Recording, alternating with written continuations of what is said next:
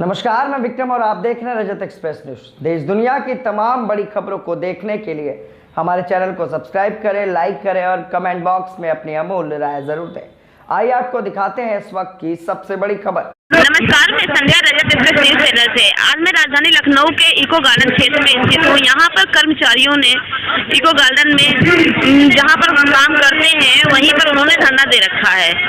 आइए पूछते हैं कर्मचारियों से कि क्या है उनका पूरा मामला, किस चीज की क्या मांगे हैं जो उनकी पूरी नहीं हो रही है और उन्होंने किस कारण से धरना दे रखा है।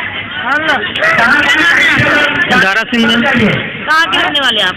गाजीपुर डिस्ट्रिक्ट में। आप लोगों ने काहे के लिए धरना दिया है यहाँ पर? मैम, वेतन संगति के लिए और पैसे 10% कट रहे हैं। अभी तक जो है 13 साल हो गए, खाता नहीं खोले गए हैं और हम लोगों का 6वां वेतन 7वां जो है वेतन संगति जो है नहीं लगा है। इसके लिए हम लोगों ने किया है। हम लोगों से जो भी काम करते हैं, रेरा हुआ, एलडीए हुआ, रिवर फ्रंट हुआ और बीएलओ हुआ, खाद्य रसद में जहाँ भी ड्यूटी लगाते हैं, जब हम लोग काम करते हैं तो हम लोगों की जो है सैलरी पर क्यों नहीं ध्यान दिया जाता। हम लोगों की मांगों पर ध्यान देना चाहिए। सरकार से रिक्वेस्ट कर रहे हैं कि हमारी समस्याओं का समाधान किया जाए। क्या मांगे, कितनी चाहते हैं आप? हमारी जो है अभी 7वां वेतन नहीं लगा है और हम लोगों का इंक्रीमेंट रोक दिया गया है, इसीलिए हम लोग धरना दे रहे हैं। हम लोग को जो है 10% जो कटता है वो खाता नहीं खोला गया। हम लोग मर जाते हैं कर्मचारी, उसको कोई पैसा नहीं मिल रहा है, इसलिए हम बहुत परेशान हैं। हम लोग बेचारे कितने हर 2-4 महीने में 2-4 कर्मचारी मर जाते हैं बेचारे, उसके लिए भी हम लोग लड़ रहे हैं। मैं रमेश चंद्र, मैं पीलीभीत से हूँ। किस कारण से आपने यहाँ धरना दिया है? मैम, ऐसा है, हमारे कारण बहुत है। नंबर 1 तो मृतक आश्रित, हमारे विभाग में अगर कोई डेथ हो जाती है तो आश्रित को नौकरी नहीं मिलती है, जबकि हमारी नियमावली में अनुकंपा के आधार पर नौकरी की व्यवस्था है। ये हमारा जो नियमावली है उसमें है, लेकिन हमें अपने अधिकारियों के सामने जाके बार बार अपनी मांग को रखना पड़ता है, लेकिन वो हमारी नहीं सुनते हैं।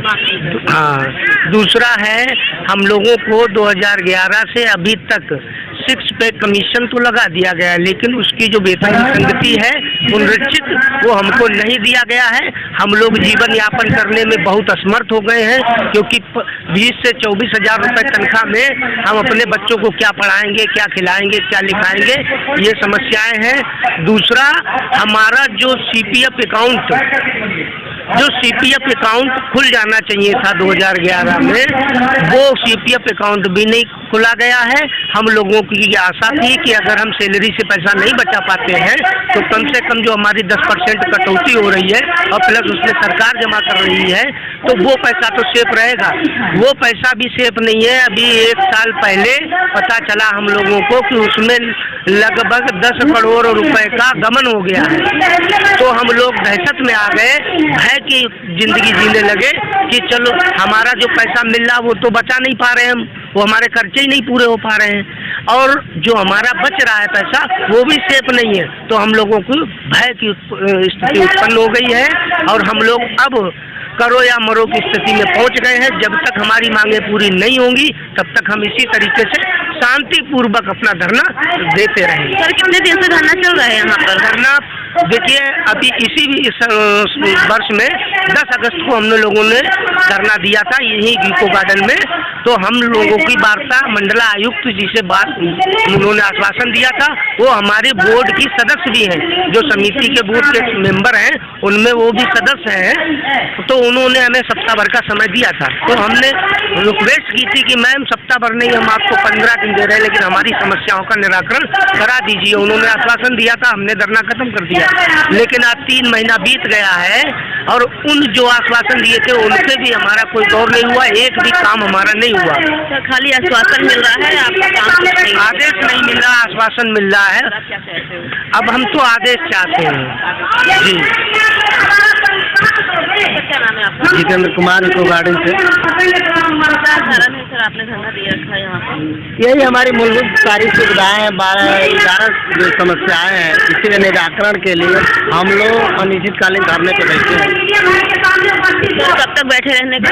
अगर मान लीजिए अदरवाइज किसी कारण से धरना नहीं, मतलब उनने मांगे नहीं पूरी करी तो आप क्या करोगे? मांगे नहीं पूरी करेंगे तो हम यहाँ जो है कि कार्य बहिष्कार करेंगे। जब तक हमारी मांगे पूरी नहीं हो जाएगी तब तक हम लोग कार्य बहिष्कार करेंगे।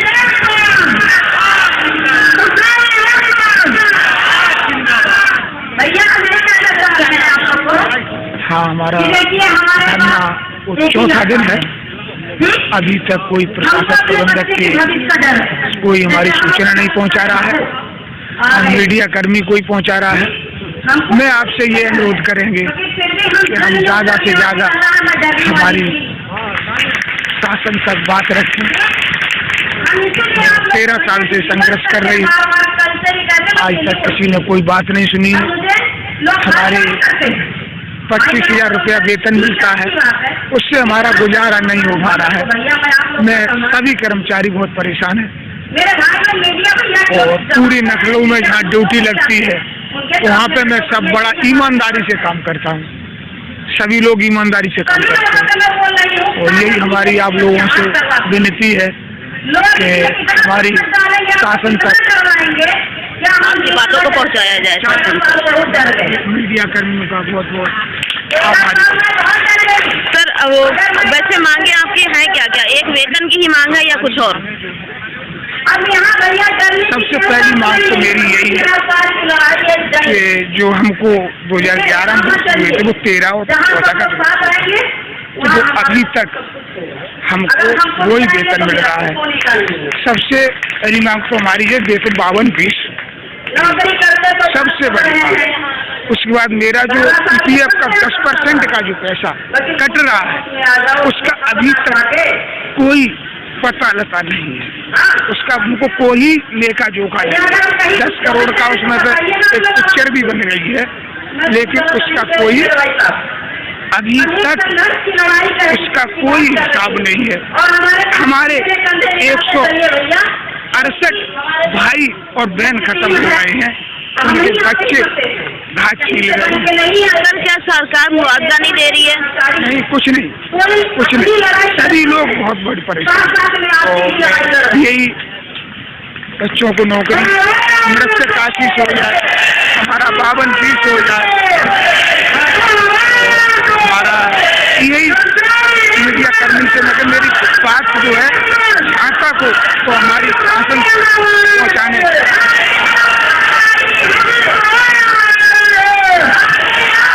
क्या नाम है आपका? हमारा नाम लाल बहादुर चौहान है। कहाँ के रहने वाले हैं? रहने वाले तो हमारा होम डिस्ट्रिक्ट सुल्तानपुर है। डॉक्टर भीमराव अम्बेडकर सामाजिक परिवर्तन स्थल में सफाई कर्मचारी के पद पर कार्यरत है। सर, क्या मांगे हैं आपकी जो आप यहाँ धरना दे रखे हैं, और कितने दिन से धरना ये चल रहा है? ये धरना आज हमारा 4वां दिन है, अनिश्चितकालीन धरना है। इसके पूर्व भी हम लोग कई बार धरना कर चुके हैं। हमारी जो प्रमुख मांगे हैं वो हमारा है 44-40, 74-40 ग्रेड पे 1300-1400 पे हम लोग जो है नियुक्त हुए थे। ये वेतनमान अब पूरे भारतवर्ष में नहीं है। आज यहाँ क्या पूरे भारतवर्ष में इस समय 7वां पे कमीशन चल रहा है, लेकिन हम लोगों को वही जो है अभी अल्प वेतन में ही रखा गया है।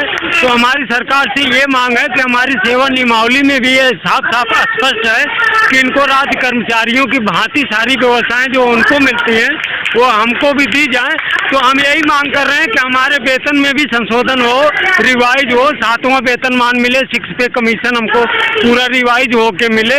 और हाँ, सबसे बड़ी बात यह है कि हमारे जो CPF मद में कटौती की जाती है वेतन से 10% की, उसमें बहुत बड़ा घोटाला हमारे सक्षम अधिकारियों को द्वारा जो है मिलके किया गया है। ये हम लोग अपने भविष्य को लेकर इतना चिंतित हैं, अपनी फैमिली के लिए, अपने बच्चों के भविष्य के लिए चिंतित हैं कि हमारा आखिर वो पैसा जब कट रहा है, नियोक्ता अंशदान भी उसमें शामिल नहीं किया जा रहा है, फिर वो हमारा पैसा हमारे वेतन से क्यों काटा जा रहा है? और काटा जा रहा है तो आज तक उसके खाते CPF के हमको क्यों नहीं अलॉट किए गए? 13 साल से निरंतर हम लोग अपने खाते की मांग कर रहे हैं, लेकिन खाते के नाम पे इनकी जू नहीं रेंगती। उसकी सामूहिक FD करते हैं, उसका जो इंटरेस्ट आता है ऊपर से लेके नीचे तक पूरी 60-गांठ से ये लोग उसका ब्याज का बंदरमाट करते हैं। जो कि हमारी मांग ये है कि दोषी अधिकारियों के ऊपर कार्रवाई हो और जो हमारा खाता है CPF का हो चाहे NPS में कन्वर्ट करके खोला जाए, वो CPF खाते हमको अलॉट किए जाए। दूसरी चीज मैं एक और बता देना चाहता हूँ, हमारी जो संख्या है पूरे स्मारक समिति की 6,835 पदों पे नियुक्तियां हुई थी, जिसमें 5300 कर्मचारी मात्र सफाई कर्मचारी के पोस्ट पे नियुक्त हुआ है। हम लोग राजधानी जैसे शहर में 1800 कर्मचारी भारत निर्वाचन आयोग में ड्यूटी करते हैं, उनका काम कर रहे हैं। जनेश्वर मिश्रा पार्क में हमको लगाया गया, सचिवालय प्रशासन में हमको लगाया गया, LDA में हम लोगों को संबद्ध किया गया। सरकार के यहाँ लगे बड़े बड़े अधिकारी जो हैं उनके यहाँ हमें घरों में लगाया गया। और अभी आपने देखा होगा G20 का सम्मेलन हुआ है, हम लोगों ने रात को 2-2 बजे रात को शिफ्टों में ड्यूटियाँ की, उसमें कुछ कर्मचारी भाई हमारे मृतक भी हो गए। तो बड़े शर्म की बात है, मृतक आश्रित कोटा हमें नहीं दिया जा रहा है।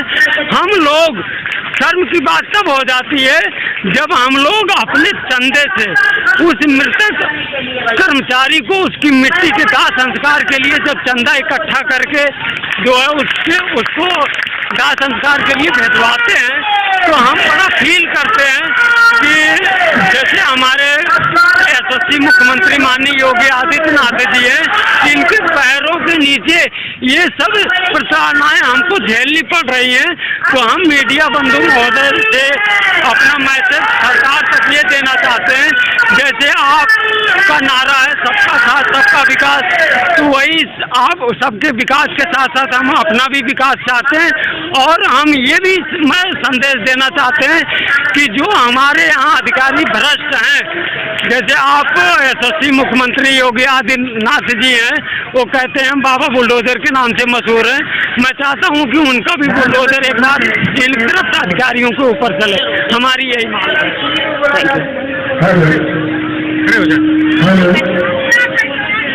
नाम बताइए, क्या नाम है? मेरा नाम वीर प्रताप है, मैं हम बस्ती जनपद के रहने वाले हैं।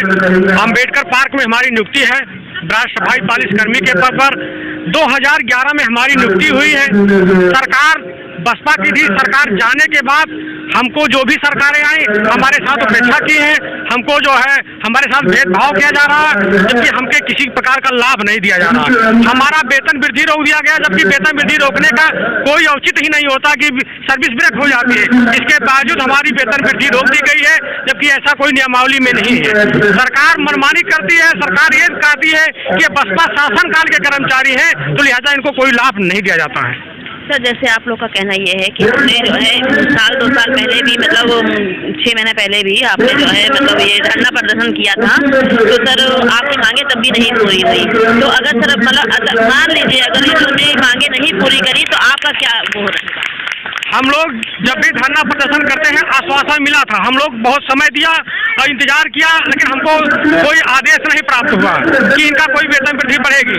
अगर हमारी मांग नहीं मानी जाती है, हमको शासनादेश जारी नहीं होता है, तो हम 2 दिन के बाद सारे पार्कों में कार्य का बहिष्कार करेंगे और वहां पर बोर्ड लगा देंगे। कोई व्यक्ति कोई भी काम नहीं करेगा, पूरा प्रदेश में इस चीज को बता देंगे कि बसपा शासनकाल के कर्मचारियों का योगी सरकार कुछ नहीं दे रही है। जिस तरीके से आप देख रहे हैं यहाँ पर पुरुषों ने कर्मचारी का धरना दिया है, आइए मैं महिलाओं से भी बात करती हूँ, लोगों ने भी धरना दे रखा है, आइए देखते हैं क्या उनकी राय है।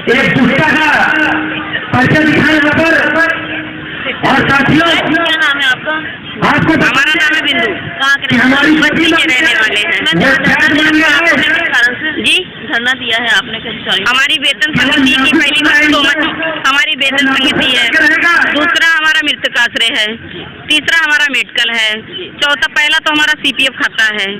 ठीक, हमारी मैम 11 मांगे हैं, आप पोस्टर पे लिखा हुआ है, आपको पता है सब।